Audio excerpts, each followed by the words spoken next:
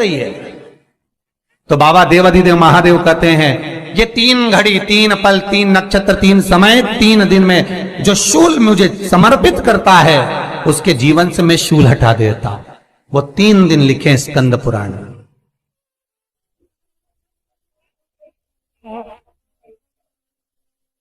महाराज बैसाख महीने में जो प्रदोष आती है, बैसाख के महीने में बहुत ध्यान से सुनना भाई, जो अपनी जिंदगी से बहुत तंग आ गए हो, परेशान हो गए हो, कष्टमय जीवन जी रहे हो, बहुत दुखी हो गए हो, उनके लिए ये स्कंद पुराण का चरित्र फिर मिले ना मिले आप प्रेम से सुन लो भाव से।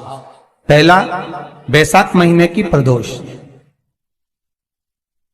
चाहे वो शनिचरी प्रदोष हो, चाहे रविवार की हो, सोमवार की हो, मंगल की हो, बुधवार की हो, गुरुवार की हो, शुक्रवार की हो, शनिवार की हो, कोई भी वार की हो, पर बैसाख महीने की प्रदोष, प्रदोष काल में शाम का समय सूर्य डूब रहा हो, बस डूबा ही हो, और उस समय पर सूर्य के डूबन के तुरंत बाद बाबा को धतूरे के साथ में बेलपत्री ना चढ़ाते हुए बेलपत्री के वृक्ष के 7 कांटे बाबा के शिवलिंग पर समर्पित करे जाते हैं महाराज, अपनी जिंदगी में अड़चनों को हटाने के लिए। फिर आप जिस व्यापार में उतरे, जिस व्यवसाय में उतरे, जिस नौकरी में उतरे, आप दिल से करें, आपको तरक्की मिलेगी। आप हार नहीं सकते, नीचे नहीं आ सकते, उन्नति पर ही चढ़ेंगे। एक वैशाख मास की प्रदोष, दूसरा शिवरात्रि के दिन मध्याह्न का समय। महाराज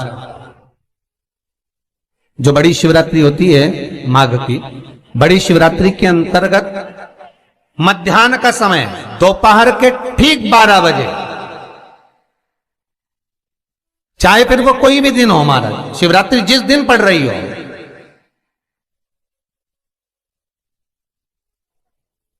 उस दिन भी धतूरे के साथ बाबा को 7 कांटे बेलपत्री के वृक्ष के समर्पित होते हैं महाराज। इसमें आप ये वाले जो कांटे हैं जो शिवरात्रि के दोपहर 12 बजे वाले हैं, अगर कोई मदिरा पीने वाला हो, व्यसन में डूबने वाला हो, कोई जुआ खेलने वाला हो, कोई गलत वैश्यावृत्ति करने वाला या अपने मार्ग से विचलित कोई व्यक्ति है, उसके लिए भी ये कांटे बहुत काम आते हैं महाराज।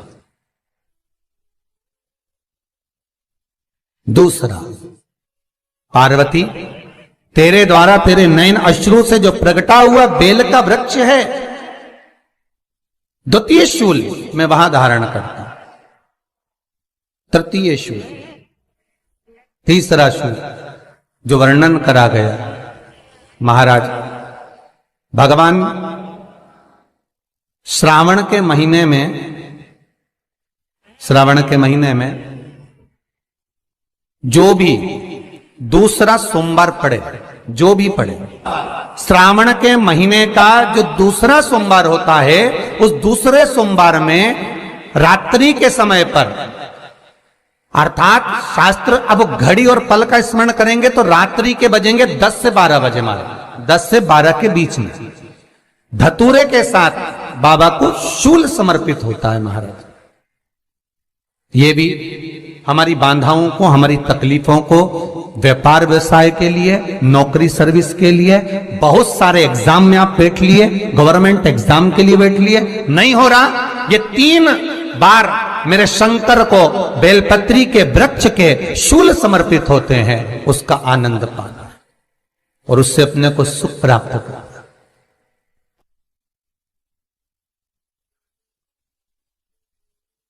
कि बाबा भोलेनाथ जी के नयन अश्रु से जो प्रकट हुआ वो रुद्राक्ष का पौधा है, माता पार्वती के नयन अश्रु से जो प्रकट हुआ वो बेलपत्री का पौधा है, और उमा और महेश, जिस महेश के वंशज हैं महेश्वरी, जिनकी 12 खाम प्रगटी है भगवान महेश के द्वारा,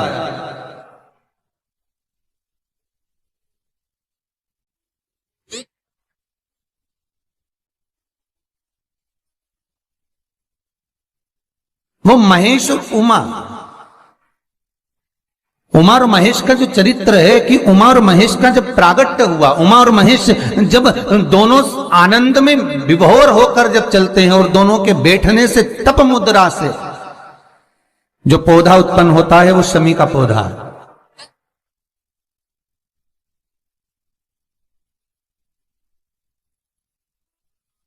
शमी का पौधा।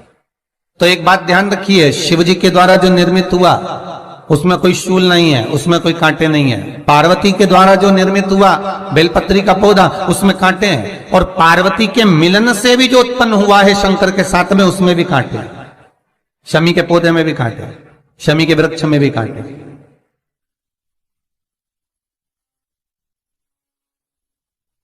तो पार्वती जी स्कंद पुराण में एक प्रश्न कर रही हैं भोलेनाथ जी से कि प्रभु मुझे ये बताओ कि आपके द्वारा जो निर्मित हुआ उसमें शूलता नहीं है, पर मेरे द्वारा जो निर्मित हुआ उसमें शूल क्यों आया है, उसमें कांटा क्यों आया है? थोड़ा सा माताओं, मेरी जीजियों, आपको थोड़ा बुरा तो लगेगा इस प्रसंग को सुनकर, पर लग जाए, पर आज कथा निकली है तो सुन लो है कि शिवजी जिस रुद्राक्ष को उत्पन्न कर रहे हैं उसमें शूलता नहीं है, पर पार्वती जी जो संग में मिली हैं उसमें भी शूलता है, और पार्वती के द्वारा जो प्रकट हुआ बेलपत्र उसमें भी शूलता है। तो भगवान महादेव बोलते हैं, पार्वती मैं तुझे कुछ कहूं और कहने पर तुझे तेरे हृदय में कोई बात चुभे, शूल लगे तो मुझे ठीक नहीं लगेगा। नहीं नहीं नहीं, आप कहिए प्रभु, मैं सुनने के लिए तैयार हूं, आप तो बोलो कि कारण क्या है। भगवान कहते हैं, पार्वती बस अंतर इतना है, नारी का जो स्वभाव होता है, स्त्री का जो स्वभाव होता है, उसके हृदय में छोटी छोटी बात के शूल बहुत होते हैं।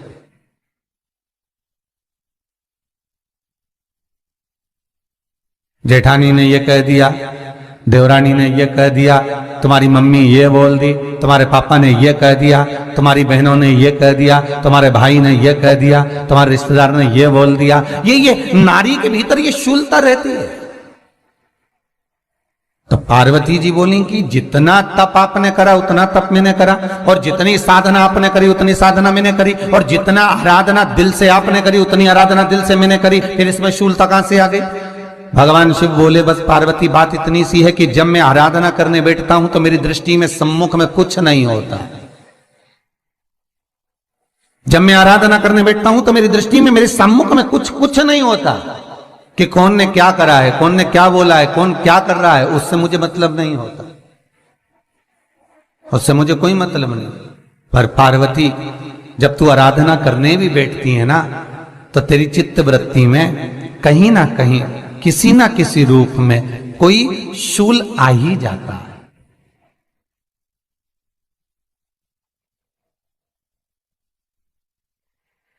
कई माताओं की आदत देखी साहब, भगवान की सेवा करने बैठी है तो भी भीतर थोड़ा सा शूलता भरी हुई है। महाराज बताओ, इतने सारे भगवान इकट्ठे कर लिए, मैंने बोला था बहू से कि वहां रख लेती है, बताओ इतने सारे यहां पर लाकर रख दिए हैं, अब इसकी सेवा करना पड़ रही है, अब ये करना पड़ रहा है। प्रसाद लेने के लिए रसोई घर में गई, भगवान का भोग लगाने के लिए, तो उसमें भी शूलता आ गई। इतने घंटों से मैं सामान ढूंढ रही, फ्रिज में मिल ही नहीं रहा, मैंने रख के गई थी, भगवान जाने कहां चले गए।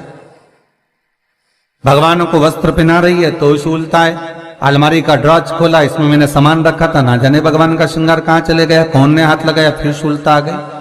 भोजन करने बैठे तो शूलता है, कोई कार्य के लिए जा रहे हो तो शूलता है। अर्थात कहीं ना कहीं नारी के जीवन में शूलता बनी हुई है। और पार्वती, जब तुम भजन करो, तप करो, साधना करो, भक्ति करो, उसमें शूलता नहीं होना चाहिए।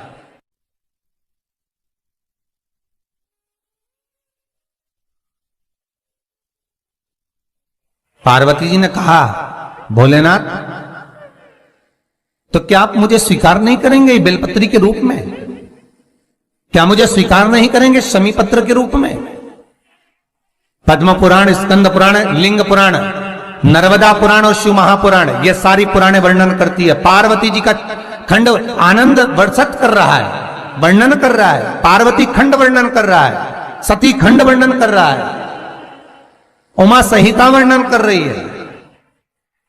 क्या आप मेरा ये बेलपत्र का स्वरूप आप धारण नहीं करेंगे? इसमें शूलता है, इसलिए भगवान कहते हैं नहीं नहीं, धारण तो करूंगा पर शूल धारण नहीं करूंगा।